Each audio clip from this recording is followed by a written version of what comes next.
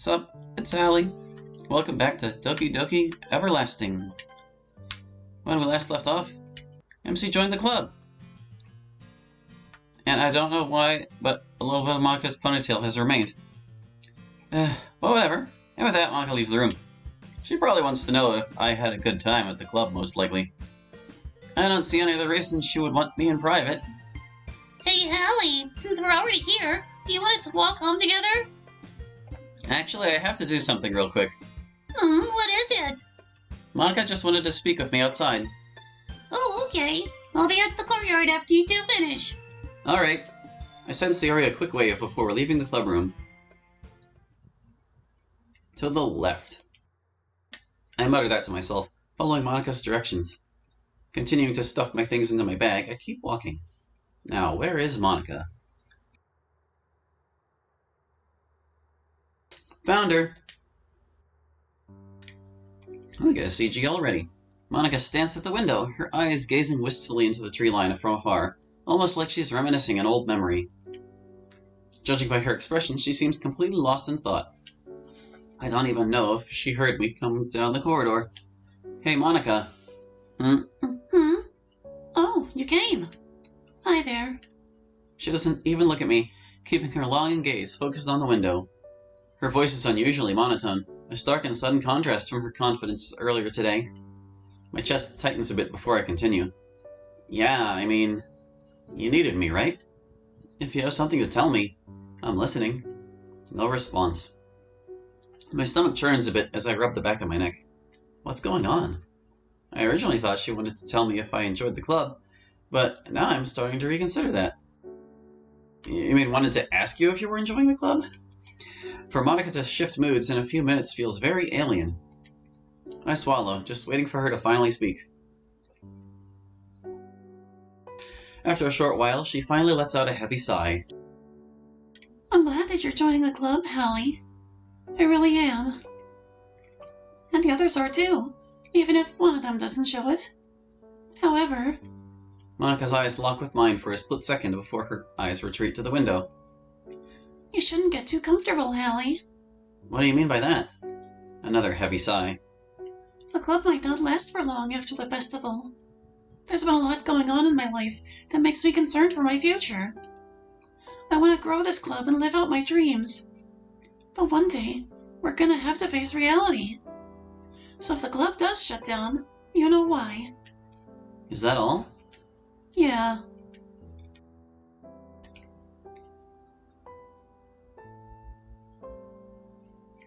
I put my hands on her shoulders.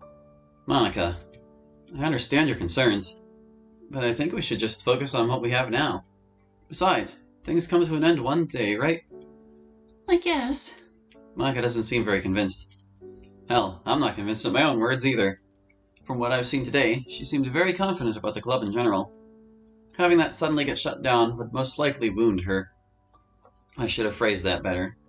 I lift my hands from her shoulders and put them back at my side. Listen, I don't mean it like, that... I just meant that eventually, we'll all have to move on from this place anyway. We'll cross those bridges when we get there. But for now, make it the best place you can make it. You think so? Yeah. I mean, you wanted to grow the club after graduation, right? Besides, the other club members also hold the same passion for literature. I'm sure they'd hate to see the club go. Monika pauses for a moment. I give her the patience she needs as I glance around the room. Finally, she lets out another sigh, this time less heavy than the others. I'll do it for the club. This place means a lot to me, and I'd hate to see my hard work and effort go to waste. That's the spirit. I smile at her, and she cracks a soft smile. She takes a quick glance out the window. Hey, I think we should get going. Yeah, you're right. It's getting pretty late, and I still have to meet with Sayori. So I'll see you tomorrow. You too. Monika flashes her smile as I turn down the corridor. Running out into the courtyard, I notice Sayori idly twiddling with her fingers at the edge of the fountain. I slow my pace to a walk. Hold on a second. Okay, yeah, never mind. For some reason I thought fountain was spelled with I-A-N at the end. Got a little dyslexic there, I guess. Hey Sayori, hope I didn't make you wait for too long. That's fine, don't worry about it. In fact, I'm I'm glad you're already making new friends. I guess. I wouldn't necessarily say they're my friends yet, although I can't be certain. Do you want to head back home now? Sure. Sayori and I make our way back home. During the walk, my mind drifts off to what Monika said earlier. I'm genuinely surprised that she has plans to shut the place down, despite how sure she sounded at the club. Which makes me wonder, am I the only one who knows about that? I honestly doubt it, but it's still unusual for her to dump all of this information onto me, despite meeting her today. Yeah, I'll say. Maybe I'm just overthinking things. This, rather. Although, I remember one thing she said back then. There's been a lot going on in my life that makes me concerned for the future. What does she mean by that? I mean, it's obvious that something's going on, but I don't know what. It's none of my business anyway. Allie? Huh? I snap out of my reverie. Are you okay? You've been looking lost. What do you mean? A quick glance around and I noticed that we're already at Sayori's place. Oh. Sorry about that. I was just thinking. About? Nothing important. Are you sure? Yes, Sayori. You don't need to constantly worry about me. Sayori looks less than convinced, but eventually caves in and nods wordlessly. Okay, I trust you. Alright. Well, I'll see you tomorrow then. Bye! Sayori turns around and enters into her own house. Sighing, I continue onwards to my house.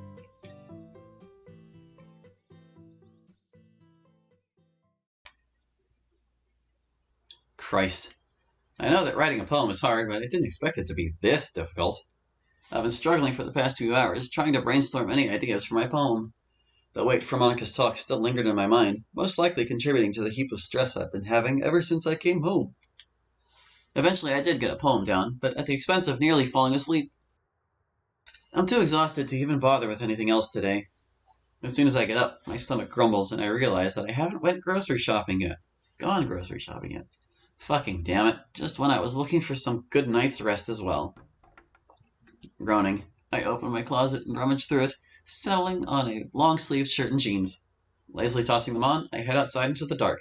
Were you in your underwear, bro?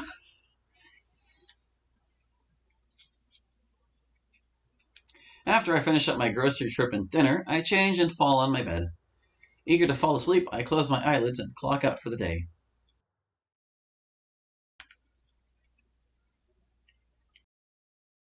This is harder than I thought.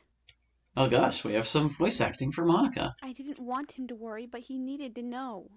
Everybody else already knows my future plans for the club.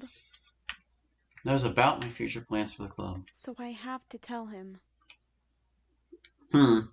Noticing some differences between what's narrated and what's written. I want to shore those up for sure. However, they don't know what I'm going through. I have every intention to tell them about it soon, but I don't think I'm ready. What was I thinking, starting my own club? Especially when...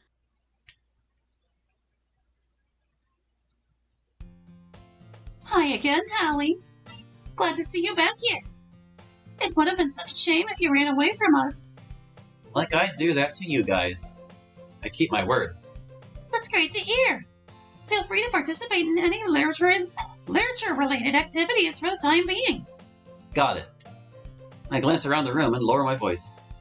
Hey, are you feeling any better? Yeah, I feel a lot better. Although I still feel a bit down. That's okay. It's best to take it slow for now. You can't make anyone feel better after one day. You're right. I give Monika a light pat on the shoulder and take my seat. I was the last to come in, so everyone's already doing their usual thing. How would you know what their usual thing is? Hallie, you came back. Yeah, why wouldn't I? I mean, this place is cool and all. Of course I'd come back. I guess that's true. Still, I'm glad you came back. Don't expect cupcakes for every meeting. And if you don't take us seriously, you're not going to see the end of it. I promise you, I'm not that much of a slacker. I even wrote a poem, if that's surprising. It's gonna take a lot more than that. Besides, it's not hard to write a bunch of garbage on a paper anyway. Well, she's not wrong. Natsuki, you're being rather harsh. I'm sure he did fine for a beginner. Thanks for that, Yuri. Although, yeah, Natsuki's not wrong at all. I did write garbage on a piece of paper, after all. And there you go, Yuri. Confirmation from Hallie himself. Seemingly proud of proving her point, Natsuki swiftly returns to a nearby seat. Guys, don't worry about it so much. As long as he's having fun, he'll give it his best. Hallie's always been a big help to me when we were kids. He'd even help me without being asked. Well, words. Yeah, like the time you almost set your house on fire. Comes up every month. Hey, don't say that. Sayori quickly moves to cover my mouth, her cheeks reddening slightly. You two are really good friends, aren't you? I might be a little bit jealous. How come? You two can be really good friends if you wanted to. You're both in the literature club now. Hey, Sayori. I lower my voice to a whisper. You're kind of putting Yuri on the spot. You know how uncomfortable she can get at times, right? Oh, right. I almost forgot. Sorry, Yuri. I kind of got ahead of myself a bit. It's fine. After all, it is important for all of us to get along. That's the spirit, Yuri. I promise you, Hallie is such a good friend. I'm sure he is. The conversation steers into a complete stop, and everyone settles in. Monika calls for Sayori, and the two move over to the corner of the room. Yuri's reading a novel, and Natsuki is nowhere to be found. However, a few huffs and groans confirm that she's over in the closet. I pull out my poem in my bag and look over it once more. I'm already trying to injure myself for the responses to my poem.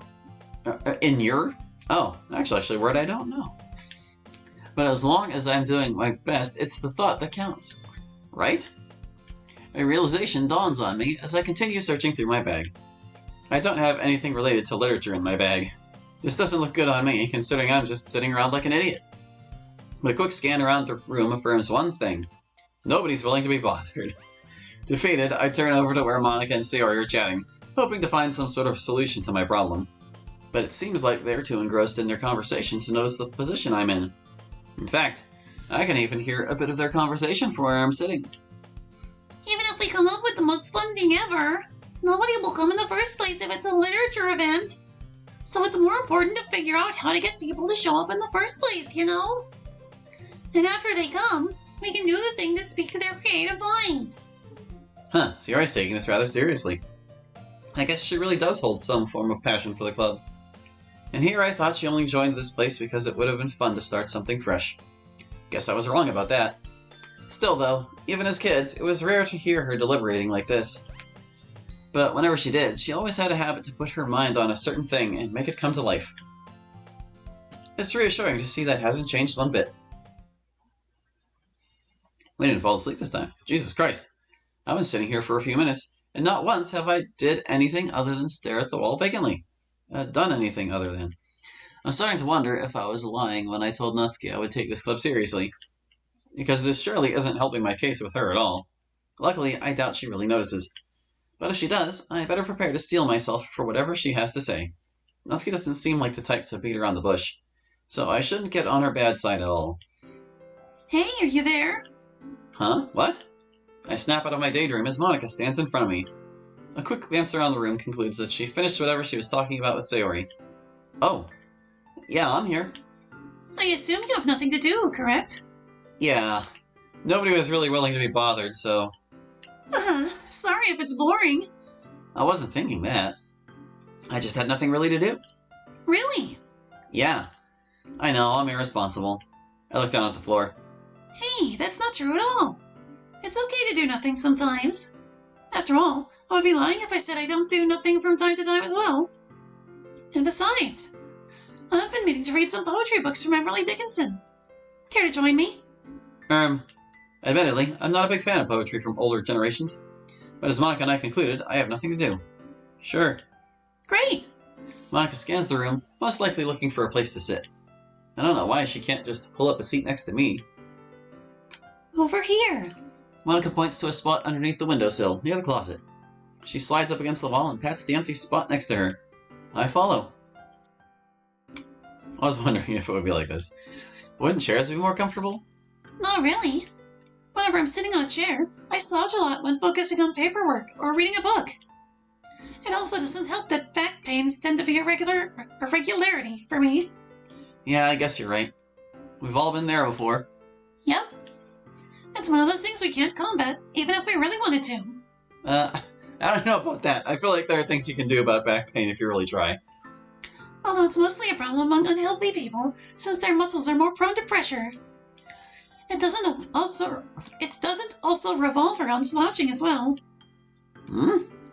Unhealthy people have a lot of consequences from being unhealthy, ranging from high blood pressure and cholesterol to simpler things like exercise. I tend to keep a healthy diet to combat these at all times. It's really helpful in the long run. You seem to know a lot about this stuff. A lot is 2 words. I guess that's one of the perks of being a vegetarian. Vegetarian? Yep, I became one after learning more about Earth's climate.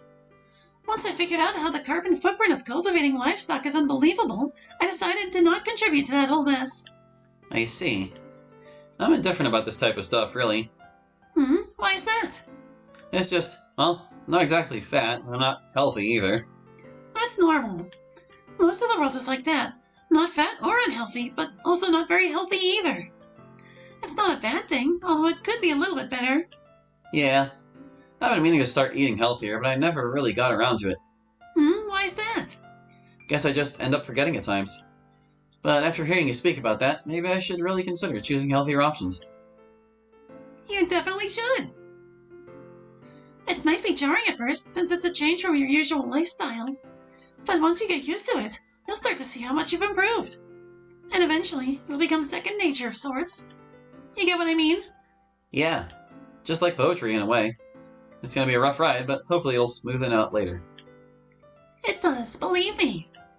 Not many people jump into anything expecting to be very good, or somehow be a natural. We all start off not knowing what to do. But once we learn new skills, we can improve ourselves. And suddenly, we can do amazing things. Monika says this as she reaches into her bag and pulls out a thick a book. Yeah, just a book. Like starting now. She places the book between our laps. I gulp, realizing how many pages there might be in this one book in total. Monika notices my hesitance and tries to reassure me. Don't worry, this book was designed to not be read in order. This is just a collection of all the poems Dickinson wrote in her life. Here, I'll show you a favorite of mine. Monika flips through the book, eventually ending on a page with a bookmark on it. She holds it out for me to see. It was not death, for I stood up. Never get on up here and make sure I grab that bar. Okay. It was not death, for I stood up, and all the dead lie down. It was not night, for all the bells put out their tongues for noon. It was not frost, for on my flesh I felt Siroco's crawl, nor fire, for just my marble feet could keep a chancel cool. And yet it tasted like them all. The figures I have seen, set orderly for burial, reminded me of mine. As if my life were shaven and fitted to a frame, and could not breathe without a key, and 'twas like midnight some, when everything that ticked has stopped, and space stares all around, or grisly frosts, fire autumn worms. Worms? No, morns. Goodness. Repeal the beating ground, but most, like chaos, stopless, cool, without a chance or spar, or even a report of land, to justify despair. Monika looks up at me expectantly. Yeah, that's about my reaction too, bro. How am I going to tell her that I don't really have a clue on what I read? I mean, I caught on some of the lines in the poem, but I have no idea on what the meaning is. It's very metaphorical? I internally facepalm on how stupid that sounded, but I have no other alternate explanations. Meanwhile, Monika lets out a few giggles, obviously at my lack of response. Hey, don't worry about it. Remember, you can't expect to be very good or a natural at a new subject. Here, I'll help you analyze it. See this here? Monika traces her finger across the second stanza. Yeah, what about it? What do you think it means? Well, it seems that Dickinson couldn't feel frost on her flesh or fire on her marble feet. I have no idea what else. Maybe she's feeling normal? Well, that's one way to put it. You're close, but not quite there. Since she couldn't feel one extreme or another, my interpretation is that she felt apathy, an absence of emotion. Of course, there might be various other ways to analyze this poem. But that's what makes poetry special. Poems can either be straightforward with their messages, or they can be abstract and complex, like physical expressions or feelings. Sometimes, even asking what a poem is about isn't the right question. Some poems can just be out there, with no real meaning at all. Monika shoots a glance at the clock before her expression considerably lightens up. Oh shoot, I almost forgot about our poem sharing activity. Monika lifts herself off the floor before clapping her hands, grabbing everyone's attention in the process. Okay, everyone, it's time to share our poems. Holly, you did remember to write a poem, right? Yeah. My relaxation ends. I can't believe I'm doing something as embarrassing as this. I can read. But like Monika said, I shouldn't expect it to be a natural at it immediately. Well, I guess there's no turning back now. I reluctantly pull my poem out of my bag.